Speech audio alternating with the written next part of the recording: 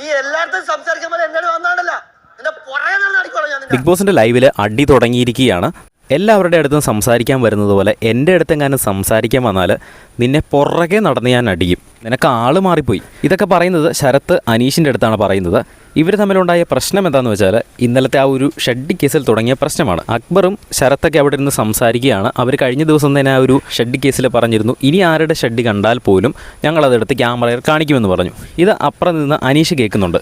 ഇത് കേട്ടോണ്ട് അനീഷ് അടുത്തേക്ക് വന്നിട്ട് ശരത്തിൻ്റെ അടുത്ത് പറയാണ്, കോമൺ സെൻസ് ഇല്ലാത്ത കാര്യങ്ങൾ ആര് ചെയ്താലും അത് പ്രതികരിക്കും, അത് ചൂണ്ടിക്കാണിച്ചിരിക്കുമെന്ന് പറയുന്നു. അത് ശരത്തിന് ഒട്ടും ഇഷ്ടപ്പെട്ടില്ല. അപ്പോൾ തന്നെ അനീഷിനെതിരെ ചില ഡയലോഗുകൾ ശരത്ത് അവിടെ നിന്ന് പറയുന്നുണ്ട്.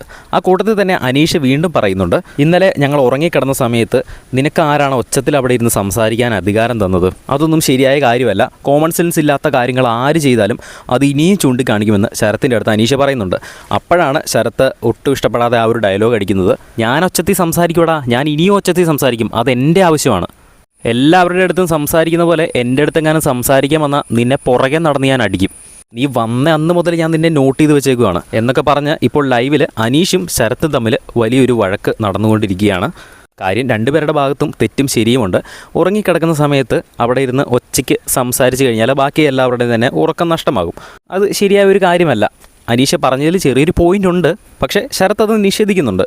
ഞാൻ എന്തായാലും ഉറക്കെ സംസാരിക്കും, അതെൻ്റെ ഇഷ്ടമാണ് എന്ന് പറഞ്ഞ് ശരത്ത് ഒട്ടും തന്നെ വിട്ടുകൊടുക്കുന്നില്ല. നേരെ തിരിച്ച് അനീഷിനെ എതിർക്കുന്നുമുണ്ട്. ഇതെവിടെ ചെന്ന് നിൽക്കുമെന്ന് നമുക്ക് ലൈവ് കണ്ട് മനസ്സിലാക്കാം. കൂടുതൽ ലൈവ് അപ്ഡേറ്റ്സിനായിട്ട് ചാനൽ സബ്സ്ക്രൈബ് ചെയ്യുക.